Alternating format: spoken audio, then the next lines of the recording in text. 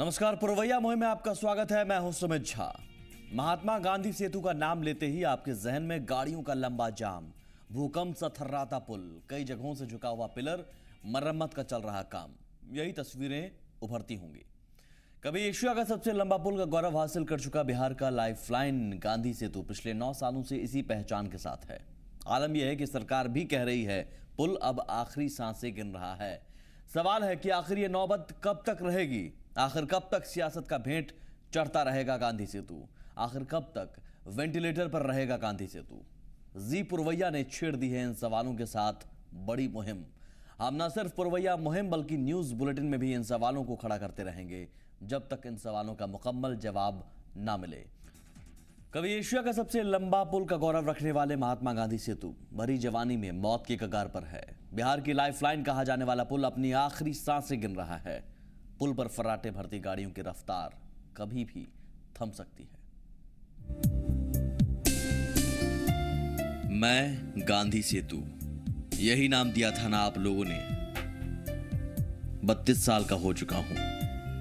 इस उम्र को आप लोग जवानी का दौर कहते हैं, वो दौर जिसमें जीने की उमंग होती है, जिम्मेदारियों का बोझ उठाने की ताकत होती है, हर मुश्किल को आसान करने का जज्बा होता है। लेकिन मैं भरी जवानी में अब हर पल अपनी आखिरी सांसें गिन रहा हूं। आप सभी का बोझ उठाने की ताकत अब नहीं बची। मेरा एक एक अंग, जिसे आप स्पैन या पाया कहते हैं, अब मुझसे जुदा होने की जिद में है। लेकिन फिलहाल जो स्थिति है गांधी सेतु पुल की, स्थिति लगातार खराब होती जा रही है और पैबंद के सहारे, अगर हम बोले तो पैबंद के सहारे इस वक्त गांधी सेतु पुल चल रहा है और इस पर हजारों की संख्या में प्रतिदिन वाहन एक तरफ से दूसरी तरफ की ओर जाते हैं। लेकिन फिलहाल जो स्थिति है लगातार खतरनाक होती जा रही है। भैया, कितना नंबर स्पैन धंसने की बात हो रही है? ये अभी तो 44 पे काम चल रहा है और आगे में 41 और 40 स्पैन बैठ गया। वो कितना खतरनाक है? वो है, ज़्यादा मेजर है अभी। हाँ, जो अभी ये रूट बंद है उसके लिए। अच्छा, इस पे जितनी बड़ी संख्या में वाहन आते जाते हैं तो आपको नहीं लगता है कि स्थिति खतरनाक होती जा रही है? ऐसे तो जो भी है ओवरलोड और ओवरवेट के कारण ये ज़्यादा खतरनाक हो रही है। यूं तो मैं 4 लेन का पुल हूँ, लेकिन अब उनमें से सिर्फ 2 लेन ही काम कर पा रहा है। उनमें भी अब लाखों गाड़ियों का बोझ उठाने की ताकत नहीं बची। यूं तो मेरी सेहत में सुधार के लिए लगातार मेरा ऑपरेशन किया जा रहा है। पिछले 9 सालों में मेरे कई ऑपरेशन हो चुके हैं। मुझे खड़ा रखने के लिए 938 पैबंद लग चुके हैं। लेकिन हर ऑपरेशन के बाद मैं मजबूत होने के बजाय और कमजोर होता जा रहा हूं। सरकार भी अब कहती है मेरी सांसें कभी भी उखड़ सकती है।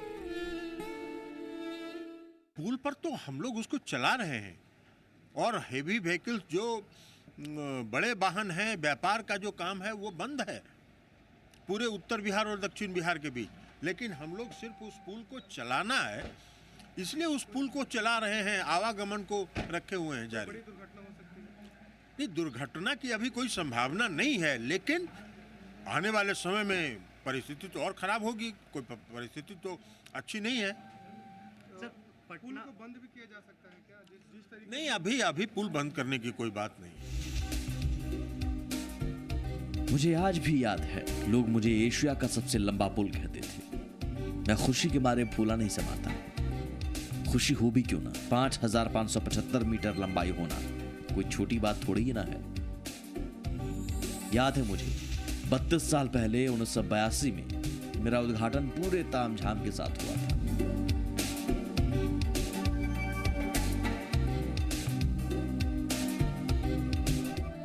लेकिन आज मैं वेंटिलेटर पर आखिरी सांसें गिन रहा हूं। मैं पूछना चाहता हूं, क्यों मुझे मरने के लिए छोड़ दिया गया? मेरी मरम्मत के नाम पर करोड़ों खर्च होने पर भी हर पल मैं क्यों कमजोर होता जा रहा हूं? आखिर कब तक मैं केंद्र और राज्य सरकार के बीच की सियासत का शिकार बनता रहूंगा?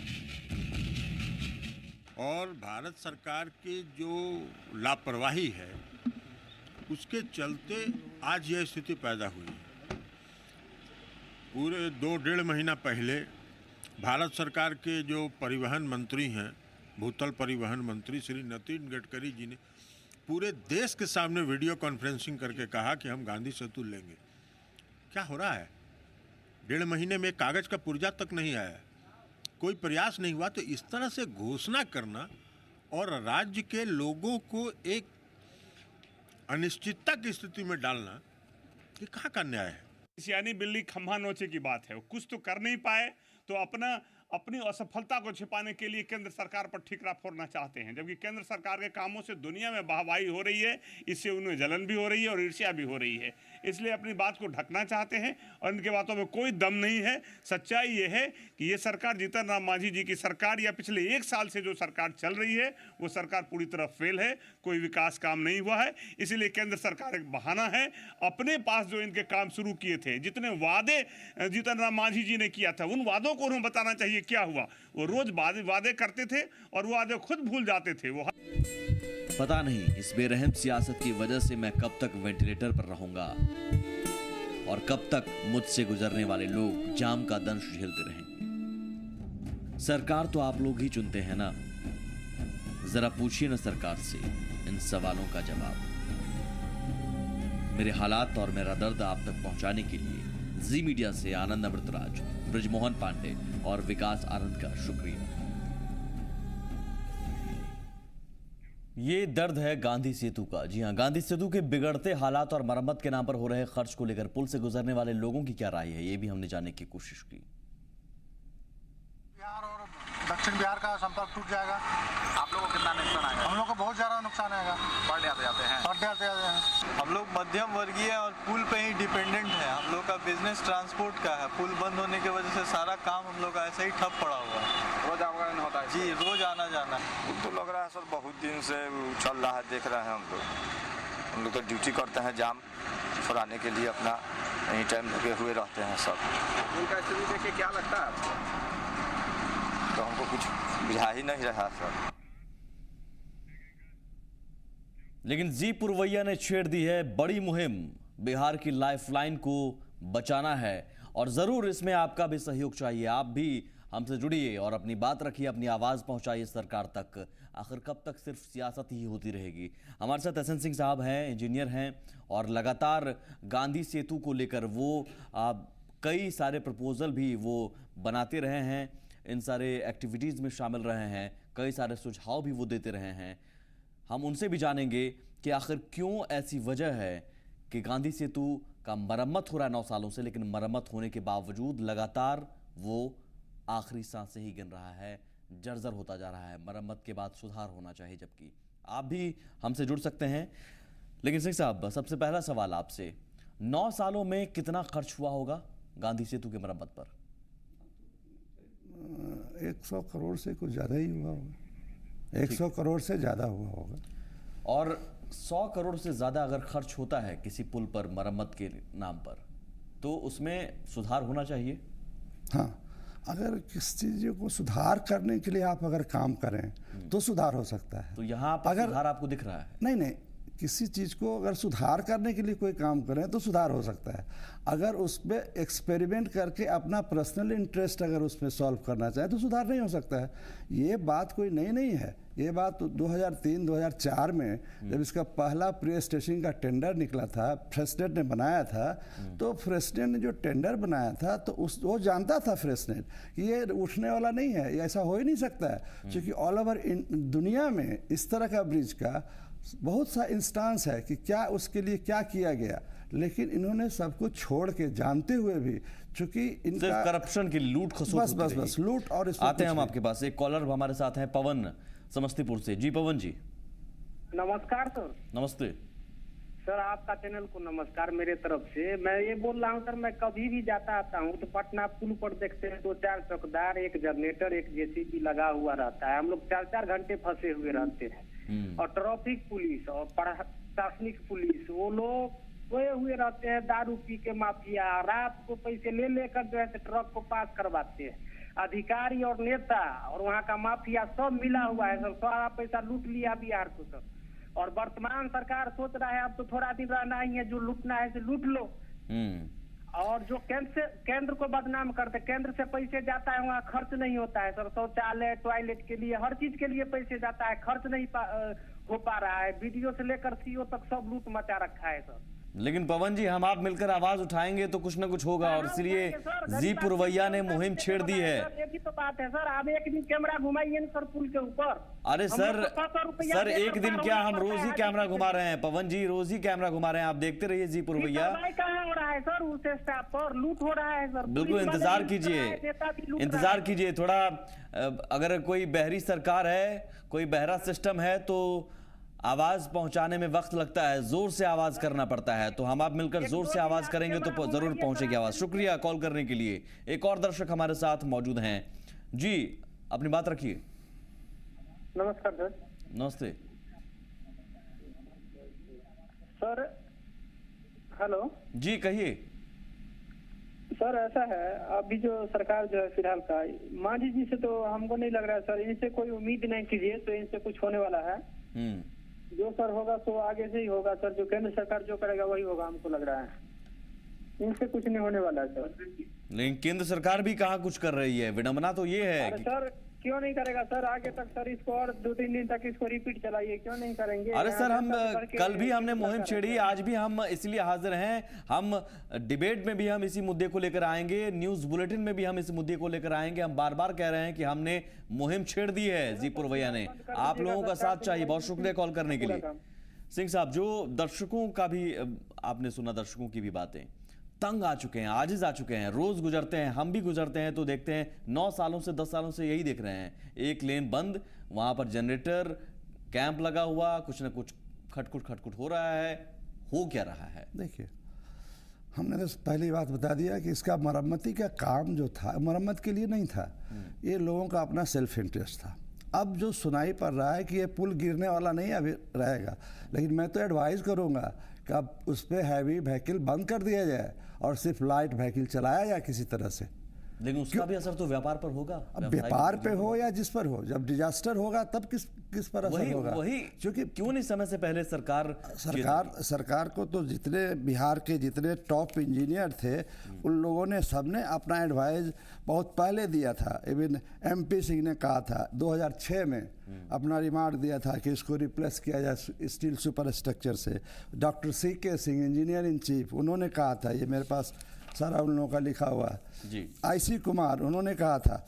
सबसे ताजुब ये होगा आपको कि अवधेश कुमार सिंह जो एग्जीक्यूटिव इंजीनियर थे नेशनल हाईवे के, जिसके अंडर में ब्रिज था, उन्होंने कहा कि ये जो सजेशन है और ये जो स्टील ब्रिज का है, इसको इमीडिएटली कंसिडर किया जाए। इन्होंने आपको इसका दिया था 2006 में एक प्रपोजल जो दिया गया है, एनिमेशन के जरिए दिखाने की कोशिश भी हुई है। वो भी मैं चाहूँगा अपने प्रोड्यूसर साहब के से गुजारिश करूँगा कि वो दिखाएं कि क्या प्रपोज दिया गया है, क्या प्रपोजल दिया गया है। पूरा एनिमेशन है बाकायदा। ये देखिए, कुछ देर तक देखिए आप पहले।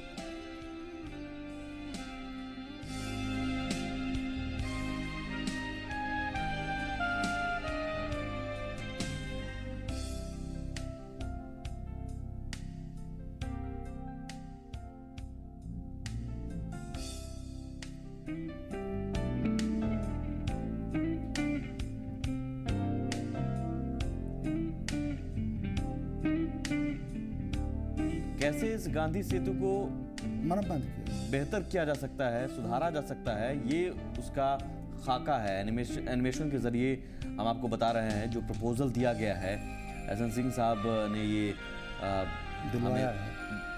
दिलवाया है और कहा है कि दरअसल ये चीज़ें बहुत पहले दी गई थी, सुझाव दिए जा चुके हैं, कई सारे सुझाव दिए जा चुके हैं। हम चाहेंगे कि ये चलता रहे। सिंह साहब, ये कब दिया गया था? इस तरह के एनिमेशन और भी कितने दिए गए हैं? कितने सुझाव दिए गए हैं और क्यों नहीं अमल पर हो रहा है? 2 तरह का एनिमेशन दिया गया था, एक डेक टाइप, एक through type. Steel bridge, modular section steel bridge, हाँ। और ये बहुत पहले दिया गया था, 2005-2006 में दिया गया था। और इसका IRC जो लगता है इंडियन रोड कांग्रेस, जहाँ सारे इंजीनियर जुटते हैं ब्रिजेज के और रोड्स के, उन लोगों ने काफ़ी अप्रिसिएट किया था। और बेंगलोर के IRC में मिस्टर कॉल जो हुआ करते थे, मोर्थ के जनरल मैनेजर है ना, GM, उन्होंने कहा था कि आप डिपार्टमेंट को चिट्ठी लिखिए और हम लोग का जब इंस्पेक्शन होगा उस पुल के लिए तो यू विल बी देयर। हमने डिपार्टमेंट को चिट्ठी लिखा, लेकिन कोई रिस्पांस नहीं आया बिहार गवर्नमेंट से कि ये कब होगा इंस्पेक्शन होने वाले, टीम आने वाले हैं दिल्ली से। तो इसको हर जगह इसको नेगलेक्ट किया गया और उसका सिर्फ एक ही मुद्दा है, कंसल्टेंट भी जान रहा है कि what I am doing it is not perfect, है ना, बट दे आर डूइंग, है ना। इवन एस्टिमेट बनता है 85 लाख का, उसका टेंडर अवार्ड होता है 1 करोड़ 90 लाख में।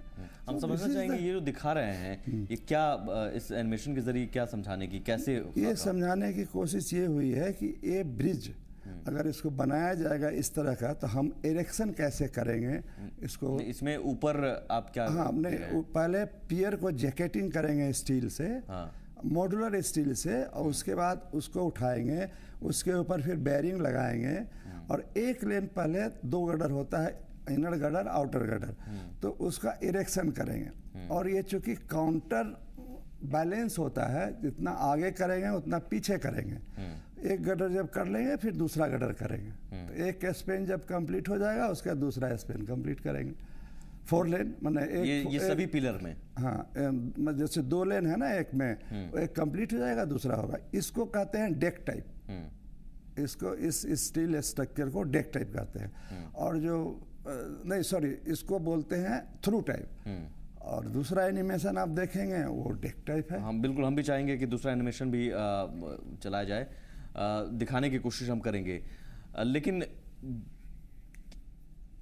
लेकिन क्या इससे उम्र कितनी बढ़ जाएगी पुल की? देखिए ये स्टील ब्रिज है और इसका अगर नहीं, जो मौजूदा ढांचा है, जो मौजूदा स्ट्रक्चर है, उसी में आप ये परिवर्तन सुधार करेंगे? उस स्ट्रक्चर को हटा देंगे पूरी तरह से, पूरी तरह से। ये एक नया आप, हाँ, नया वो बनेगा, उसमें इसका जो लाइफ होगा अगर आप ठीक से करिए तो आप बनारस का ब्रिज देखिए, है ना, आप कोइलवर का ब्रिज देखिए, सब स्टील ब्रिज है। लेकिन देखिए ये शायद इस तरह के प्रस्ताव बहुत सारे भी दिए गए होंगे, लेकिन कॉस्ट बहुत आएगा इसका। नहीं, इस तरह का प्रस्ताव जब ये ब्रिज का शुरू में टेंडर हुआ था उसमें 2 टेंडर आए थे। एक स्टील ब्रिज वाले SV जोशी ने कहा था कि इस पर स्टील ब्रिज बनाए, जिसको फादर ऑफ ब्रिज इंजीनियर का खिताब मिला बाद में जाके, और गैमन इंडिया ने कहा कि कंक्रीट ब्रिज बनाइए। वहीं से इस ब्रिज में मैंने लोगों का अपना इंटरेस्ट चालू हुआ है फ्रॉम दैट। अच्छा, स्टील ब्रिज का अगर एवल्यूएशन किया जाए तो बंगाल में जितने फ्लाईओवर है वो स्टील ब्रिज का नहीं बनता। कॉस्ट कितना आएगा? देखिए कॉस्ट तो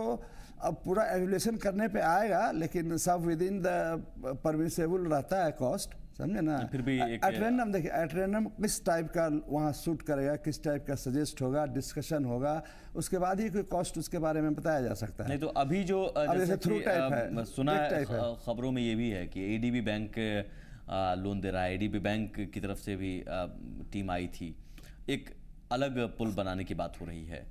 अलग पुल बनाना और इस पुल को रिप्लेस करना, ऊपर का सुपर स्ट्रक्चर, दोनों 2 चीज़ है, हाँ, है ना। वो अलग इशू है और ये एक अलग इशू है, दोनों मिक्स नहीं हो सकता है। अब इसमें क्या होगा जब ये लेकिन सिंह साहब ये भी एक सुझाव जो है एक लॉन्ग टर्म का सुझाव है। लॉन्ग टर्म मीन्स ये अगर आप कह रहे हैं कि निर्माण होगा, निर्माण में वक्त लगेगा, लेकिन अभी जो मौजूदा जो गांधी सेतु है उस पर अगर गाड़ियां चल रही हैं, भारी ट्रक भी जा रहे हैं और साथ में मरम्मत हो रहा है, उसका वैकल्पिक व्यवस्था, मौजूदा तत्काल में वैकल्पिक व्यवस्था आप क्या देखते हैं? देखिए उसका अभी के तत्काल में कोई वैकल्पिक व्यवस्था नहीं है, सिवाय इसके कि हैवी व्हीकल को बंद कर दिया जाए और लाइट व्हीकल चलाया जाए, और हैवी व्हीकल के मारवोट चलावें लोग, या जैसे इस पार से उस पार करें, they make the other arrangement, है ना। जो पैबंद लग रहे हैं उससे कुछ हो रहा है क्या? कुछ नहीं हो रहा। हम आपने को शुरू में बताया ये इंजीनियरिंग इथिक के खिलाफ काम हो रहा है। चलो ठीक है, हम एक छोटा सा ब्रेक लेते हैं। यहाँ पर इंजीनियरिंग की भाषा भी हम समझने की कोशिश कर रहे हैं, और दरअसल ये भाषा हम इसलिए आपको भी समझाना चाह रहे हैं कि आप भी समझिए। आप भी गुजरते होंगे गांधी सेतु से तो देखते होंगे जनरेटर लगा हुआ है, कुछ ठुक ठक हो रहा है, काम हो रहा है, हो क्या रहा है, आपके मन में सवाल उठता होगा। तो उन सवालों का मैं जवाब देने की कोशिश कर रहा हूं कि सवाल का जवाब ये है, सिंह साहब कह रहे हैं कि वो दरअसल दिखावे के लिए है, मरम्मत के नाम पर बस लूट खसोट ही है। अगर ऐसा होता तो सुधार होता, लेकिन सुधार की प्रक्रिया कुछ और होनी चाहिए। एक छोटा सा ब्रेक लेते हैं। आप भी कॉल करते रहिए और हमसे जुड़िए इस बड़ी मुहिम में।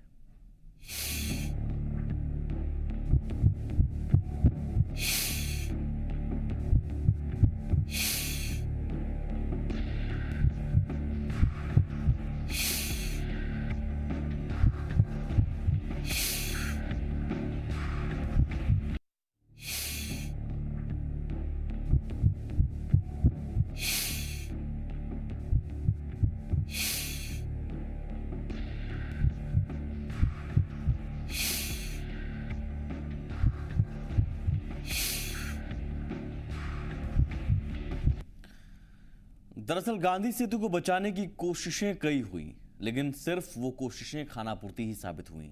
इसे लेकर आपराधिक लापरवाहियां बरती गई हैं। नतीजा, इस पुल से होकर गुजरने वाले लोग पुल की थरथराहट महसूस कर कांप जाते हैं।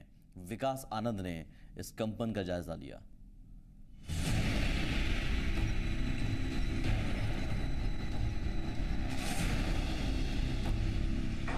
अभी मैं मौजूद हूँ गांधी सेतु से गुजरने वाले एक रिंग सर्विस बस में, जिसमें से होकर कई सारे यात्री प्रतिदिन हाजीपुर से पटना और पटना से हाजीपुर गांधी सेतु को पार करते हुए आते हैं। अभी मैं कुछ लोगों से बात करना चाहूंगा कि कैसा फील करते हैं वो लोग जब गांधी सेतु से वो गुजरते हैं। सर बताइए, जब गांधी सेतु से आप गुजरते हैं कैसा फील करते हैं? काफी मुश्किल हो रही है, काफी हिल डुल रहा है गाड़ी, कैसा फील करते हैं जब यहाँ से निकलते हैं? ऐसा महसूस होता है कि कब बस गिर जाएगी नीचे, जान हमेशा बिल्कुल खतरे में रहता है। क्या और बड़ा भयावह स्थिति रहती है। तो कोई बड़ी दुर्घटना घटने के पहले सुरक्षात्मक कार्रवाई की जानी चाहिए। जैसे आप सरकार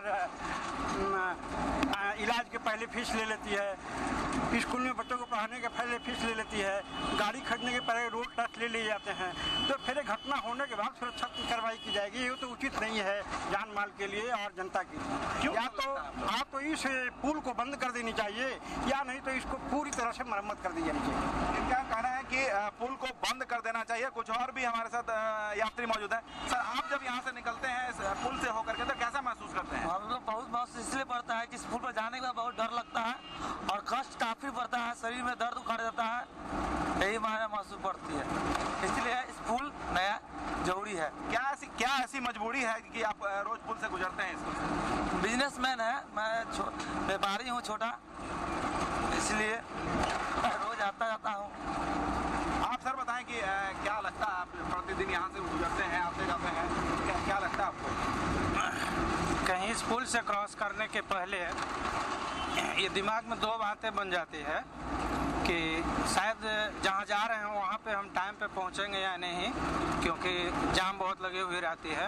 और दूसरा, पुल डैमेज होने की वजह से ऐसा भी डर लगता है कि कहीं पुल डैमेज हो, हम पार हो पाएंगे या नहीं हो पाएंगे, इस तरह की संभावना बनी रहती है। आप बताएं सर, आपको क्या फील होता है, थोड़ा बताइए। होता है, हम तो यही डेली आते जाते हैं जी, और यही और क्या कहें, दिल्ली आते हैं, लगता है कि पार कर पाएंगे? नहीं, यही सोचते रहते पुल पार कर जाएंगे तो पटना पहुंच जाएंगे। 6 किलोमीटर लंबा पुल है लगभग। हाँ। कितने दिन में भगवान को कितनी बार याद कर लेते हैं? सवेर में तो सुत उठ के भगवान के याद करते हैं। पुल पार करने समय कितनी बार याद कर लेते हैं? भगवान के नाम लेते हैं, से गंगा माई कभी से पार कर दे। तो इस तरीके से देख सकते हैं कि सभी यात्री का यही कहना है कि किसी तरीके से पुल पार कर जाएं। भगवान का नाम लेकर के लोग पुल पार करने के बारे में सोचते हैं और भगवान का नाम लेकर ही पुल पार करते हैं। तो निश्चित तौर पे पुल की जो समस्या है वो लगातार बनी हुई है। हम आगे भी आपको दिखाएंगे कि किस तरीके से पुल डैमेज पड़ा हुआ है और कैसे मरम्मत का कार्य चल रहा है, लेकिन जो लगभग 10 से 12 वर्षों से लगातार चल रहा है।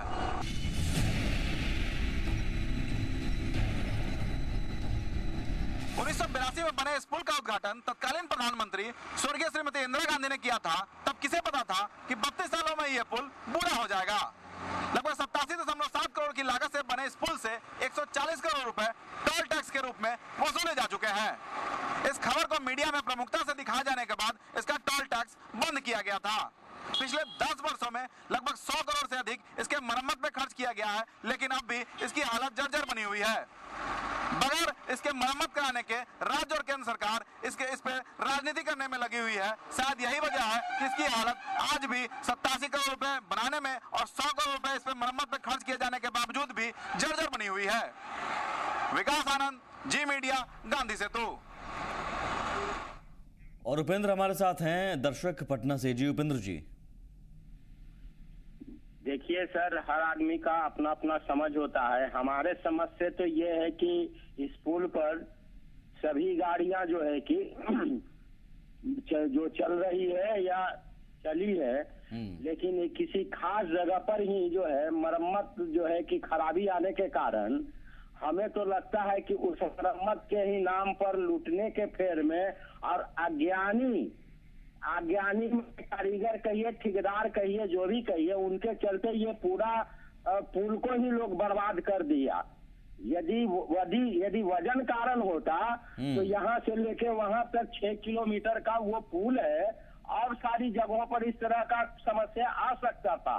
तो लूटने के फेर में इसने जो है कि समाधान को समस्या बना दिया। समाधान को समस्या बना दिया। बहुत शुक्रिया उपेंद्र जी। सिंह साहब, समाधान को समस्या बना दिया, यही बात है। जी हाँ, समाधान को समस्या बनाया गया है। 44 नंबर स्पेन में जो आउटर प्री स्टेशन किया गया है उसमें नोइंगली और अननोइंगली इतना ज़्यादा स्ट्रेस दे दिया गया है कि वो क्रैक हो गया है, और क्रैक होने के बाद उस लेन को बंद कर दिया गया था। लेकिन एक बार मुख्यमंत्री जी उस होके जा रहे थे, उन्होंने पूछा तो बोला कि नहीं, इसका तो काम हो गया है। तत्कालीन मुख्यमंत्री नीतीश कुमार। हाँ, नीतीश कुमार जी। अच्छा। तो नेक्स्ट डे से उसको खोल दिया गया।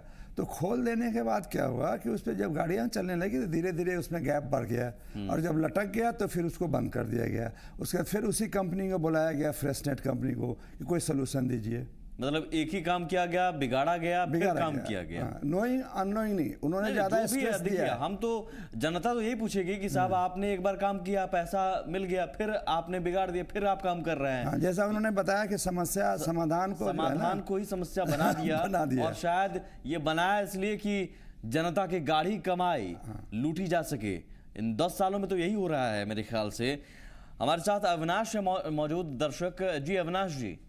देखिए, मेरे को तो खैर पता है, क्योंकि संवेदकीय कार्य मैं किया हूँ जी, तो जानकारी है कहाँ कहाँ प्रॉब्लम आती है। देखिए, बिहार में जो स्थिति है, सचमुच में सच्चाई में बतला रहा हूँ, ठेकेदार चाह के भी गुणवत्ता नहीं दे सकता है। इतना जो गुणवत्ता देने का प्रयास करेगा उसको साइड कर दिया जाता है। इतना ज्यादा घूस है। अभी क्या कहें, हम तो ललाई सोचते रहे कि शायद एक काम ऐसा हो जाए कि जिसमें घूस नहीं देना पड़े और काम हो जाए, तो खुशी से कुछ हम खुश रजाई के रूप में, जैसे जो होता है कि खुशी से पहुंचाने के लिए उस तरीके से कुछ खुशी से पहुंचाए। लेकिन ये मनोकामना पूर्ण नहीं हुआ। आज भी हम बता रहे हैं कि वो तो ठीक है, जो भी हो, स्वास्थ्य विभाग में भी मंत्री भी ठीक है, ऐसा बात नहीं है, मंत्री तक बढ़िया है, सब कुछ ठीक ठाक है। लेकिन जिस तरीका से जकड़न है कि घूस लेने के लिए कहीं ना कहीं किसी तरीका से कोई कोरी कर देने का आदत, तो ये स्थिति है बिहार सरकार की। ये सरकार को जो भी हो, सभा में भी परेशान नहीं हो नीतीश कुमार। करप्शन एक बहुत बड़ी वजह है। बहुत शुक्रिया कॉल करने के लिए, वही हम बात भी कर रहे हैं। लेकिन करप्शन है तो 10 सालों से अगर हो रहा है तो सरकार की नजर नहीं जा रही है, तो सरकार को फिर हम दोषी क्यों ना माने। सरकार की जवाबदेही बनती है कि अगर आप कोई काम करवा रहे हैं तो काम मुकम्मल हो रहा है या नहीं। सिर्फ सीएम गुजरेंगे और तभी कुछ पता चले और तब कुछ दिन के लिए हो जाए, ये तो नहीं चलेगा। हम लगातार एनिमेशन भी आपको दिखा रहे हैं। एनिमेशन में दरअसल सिंह साहब जो हमारे साथ बैठे हुए हैं, उन्होंने बताया है कि ये तरीका है स्थिति ठीक करने की, एक बेहतर पुल बनाया जा सकता है। एक एनिमेशन आपने देखा, दूसरा एनिमेशन हम दिखा रहे हैं। ये सिंह साहब क्या है? ये pier well cap to well cap, एक ट्रस लगाया जाता है जो आपको स्टेजिंग का काम करता है, और वाटर स्पेन में इसको रोल करा के उस तरफ कर दिया जाता है काउंटर बैलेंस देके, और इसी पर उसका इरेक्शन का सिस्टम के लिए उसमें एक छोटा सा क्रेन खड़ा किया जाता है, और क्रेन खड़ा करने के बाद वो पियर में सपोर्ट ले करके, जो आप देख रहे हैं अभी पियर में सपोर्ट ले लिया है, और सपोर्ट लेने के बाद वो क्रेन से नीचे से मेंबर उठाएगा, माने प्री फैब्रिकेटेड मेंबर, जिसको मॉड्यूलर सेक्शन कहते हैं, और उसको इसके बेस में लगा देगा, है ना। तो इससे एक मजबूत पुल, बुनियाद भी मजबूत हाँ, बुनियाद क्या, ये तो स्टील ब्रिज होगा, इसको आप जितना मेंटेन करके चलाइए चलता रहेगा, और उसके जो नीचे का कंक्रीट पोर्शन है, बॉक्स पोर्शन, उसको तोड़ के हटा दिया जाएगा।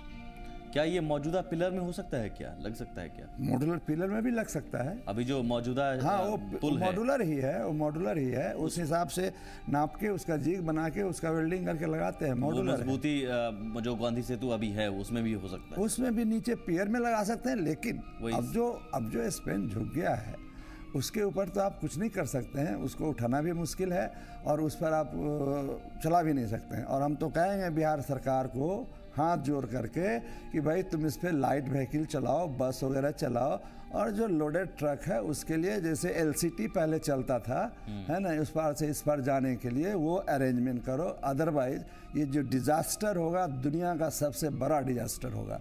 इन लोगों को पता नहीं, सोचकर ही सिहरन होती है जो आप कह रहे हैं सिंह साहब, सोचकर ही सिहरन होती है, क्योंकि हजारों गाड़ियां एक बार में गुजरती हैं। हाँ। सोचिए कुछ ऐसा हुआ, भगवान करे ऐसा ना हो। कभी भी स्नैप हो सकता है ब्रिज, लेकिन कभी सरकार भी, को पता नहीं क्यों नहीं सिहरन होती है, सरकार क्यों नहीं चिंता होती है, सरकार क्यों अपनी सियासत में उलझी हुई है, किसी बड़े हादसे का इंतजार कर रही है सरकार क्या? राजीव हमारे साथ हैं सहरसा से। जी राजीव जी। जी सर, मैं पूछना चाहता हूँ कि विदेशी कंपनी से क्यों नहीं मदद ली जा सकती है? और मैं ये बताना चाहता हूँ जहाँ की चाइना और बहुत सारी बड़ी बड़ी कंपनी, बहुत बड़े कंट्री है जिनकी कंपनी पानी के अंदर तक पुल बना चुकी है, तो पानी के ऊपर में मदद लेने में क्या तकलीफ क्या है? तकलीफ क्या है सिंह साहब? देखिए, चाइना और जापान और अमेरिका जाने की जरूरत नहीं है, इंडिया ही इतना टेक्नोलॉजी में रिच है। इस तरह का ब्रिज आपको अखनूर में, ये आपको पाकिस्तान बॉर्डर पे, ये तो इसका स्पेन 122 मीटर है और वहाँ पे बना है 136 मीटर, जिस ब्रिज का नाम है कर्ण सिंह ब्रिज। और आज ये ब्रिज चल रहा है और इसका मेंटेनेंस रेलवे कर रहा है, और ये बॉर्डर है और इस पर टैंक पास कर रहा है। असम में नहीं, जम्मू कश्मीर अखनूर, जहाँ के आप लोग सुनते हैं कि गोलीबारी हो जाता है, तो वहां पर ये चल रहा है। अच्छा, बॉम्बे में घाटकोपर के आगे ये चल रहा है 8 लेन का। तो इंडियन टेक्नोलॉजी कम नहीं है। सवाल इच्छा शक्ति का है, सवाल करप्शन का है। हाँ, चीजें की जा सकती हैं लेकिन सियासी इच्छा शक्ति नहीं है, और यही जरूरत है।